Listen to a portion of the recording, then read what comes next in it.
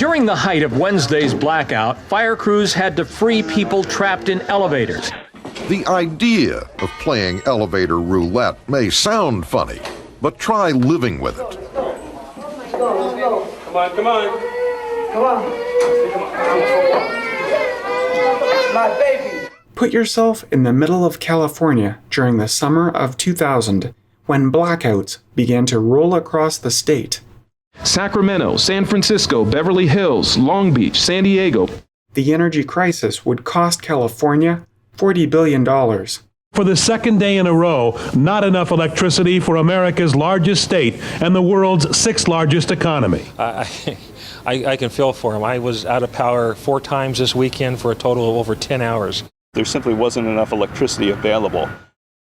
As the blackouts continued, there were competing narratives presented by the media. One such narrative was, this is just an unusual heat wave. Generating capacity is going to catch up.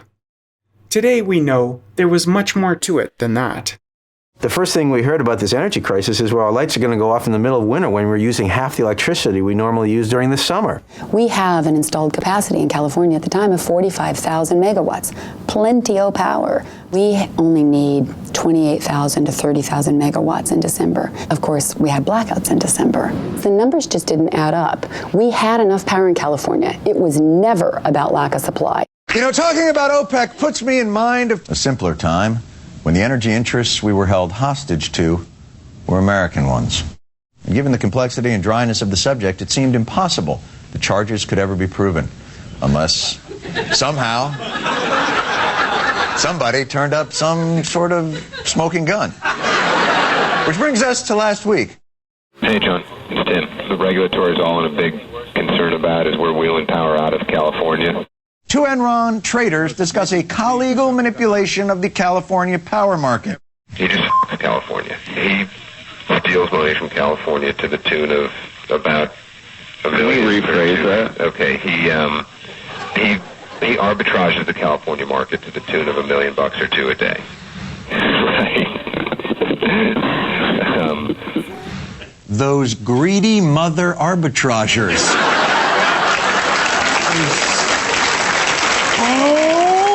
Enron traders started to export power out of the state.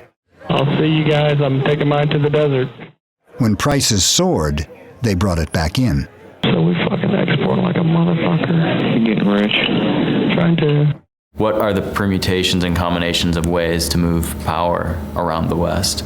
Traders would stay after a 12-hour shift and pour over maps of the Western energy grid. And I think that that's something that Enron knew better than any other energy marketer in the country, period. We know all of the California load. We know all of the California imports. By shutting down power plants, they could create artificial shortages that would push prices even higher. Hey, this is David up at Enron.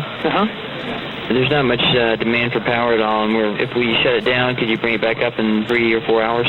Okay. When you see 30-35% of their entire capacity down for maintenance on a single day, the price of electricity skyrocketing 300 or 400%, you begin to believe something's not smelling right here. We're getting pretty spoiled on with this money. You're getting a little scared. We're making a little too much, and I tend to agree with you. At the flip of a switch, could just yank the California economy on its leash whenever they wanted to, and they did it, and they did it, and they did it, and they made so much money. I want you guys to get a little creative, and come up with a reason to go down. Like a forced outage type thing. Right. An industry that went for 100 years, from the days of Edison, was very reliable, was all of a sudden turned into a casino. Can't treat electricity like you treat oranges. It's the lifeblood of the society. There would be ample supply available at the right fucking price. They're taking all the money back from you guys? All that money you guys stole from those poor grandmothers of California? Yeah, Grandma Millie, man. Yeah, now she wants her money back for all the power you charged jammed right up her for $250 a megawatt hour.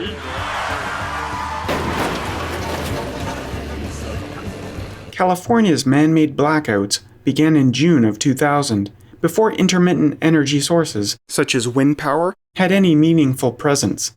Back then, almost all energy produced was of a reliable nature. There were no questions about clouds in the sky or how windy it was across the state.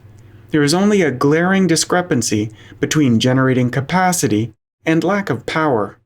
Even so, it took actual audio recordings of Enron traders joking about poor Grandma Millie before everyone could finally agree on what had happened, that no greater good had been served by skyrocketing energy prices and rolling blackouts. They weren't a necessary teething pain of deregulation or the kick in the pants needed to get more generating capacity built. Enron traders had deliberately constrained California's access to electricity, and they got rich doing it. It took 4 years to achieve clarity on those blackouts. We might not be so lucky next time. Intermittent energy sources do not lend themselves to clarity. When the media talk about peak production capacity and don't mention capacity factor, that's not clarity. On the best day, they're doing pretty well midday, right?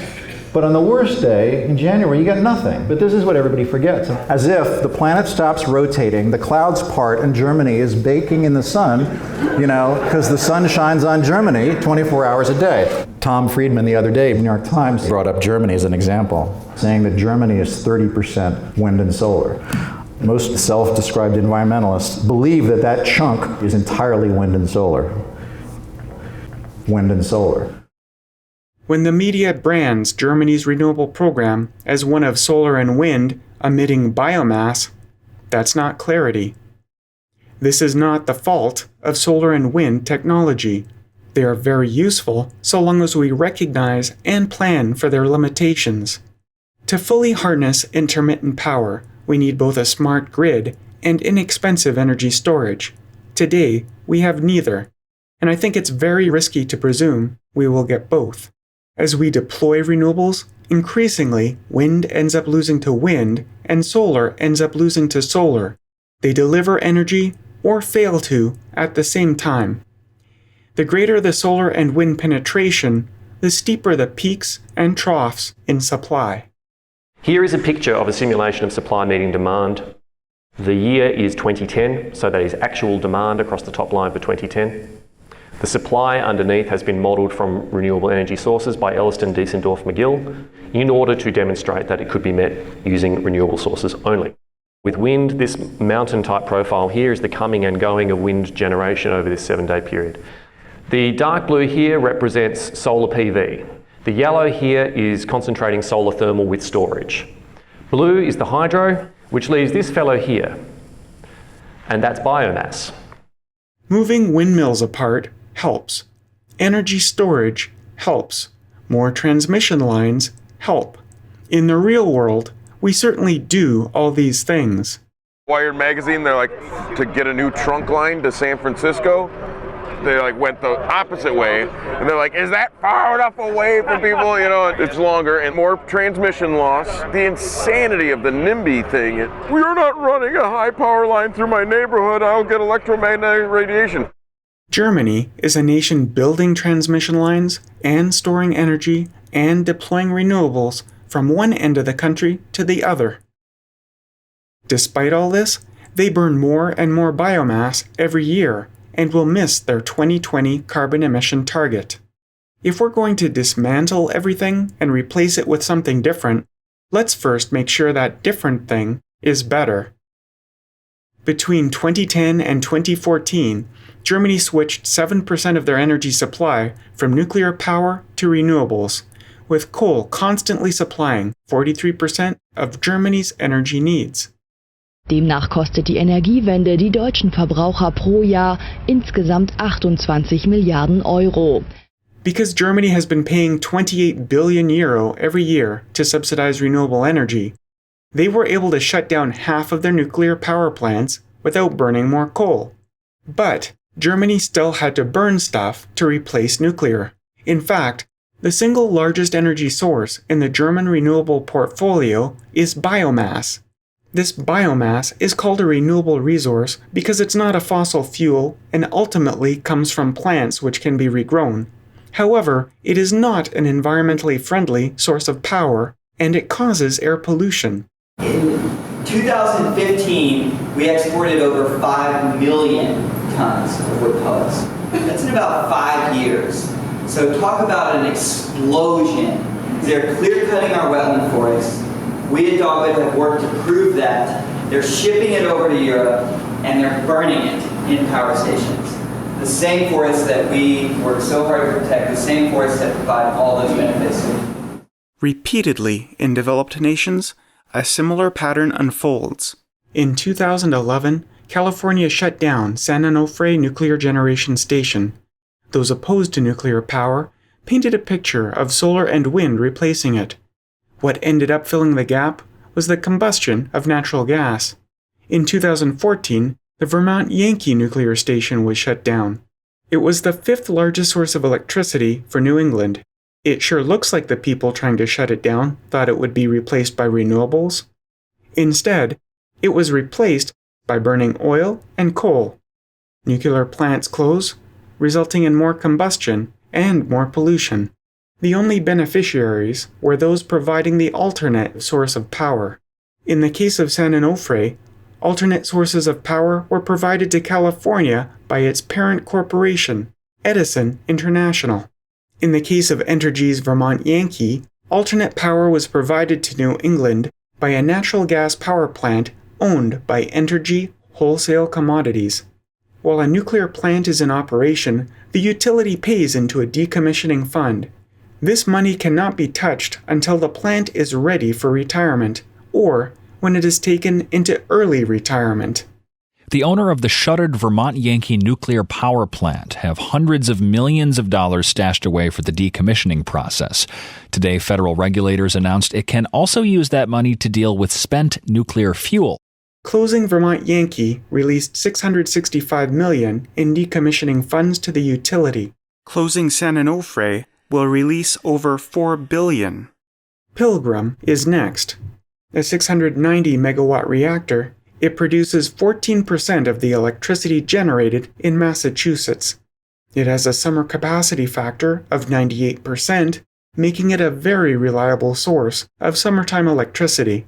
There's no technical reason to shut down this source of pollution-free energy. However, the decommissioning fund contains $870 million.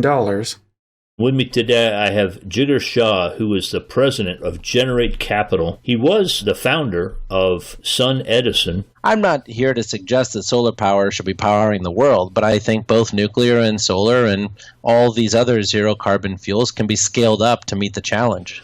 I have figured out how to get this right in solar and how to actually win the war. The nuclear guys haven't. They're just saying, if we just put the facts out, people will finally believe us.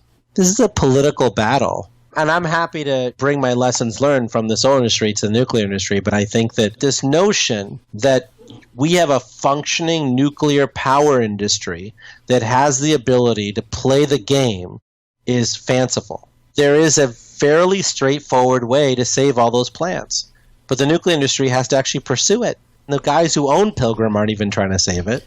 It's everyone who doesn't own Pilgrim in the nuclear industry who's saying, oh, wouldn't it be nice to save Pilgrim? Most of the people that you hear are not the nuclear industry. They're people who are in favor of nuclear technologies.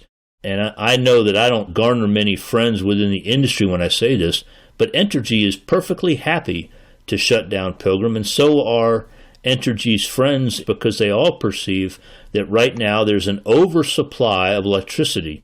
They'll shut down their nuclear plants, and people say, well, how can they do that? And then, of course, the answer is that all of them have decommissioning funds already put aside, so they'll come out looking fine on their balance sheet, and they'll drive the price of electricity up for all the rest of their generating plants.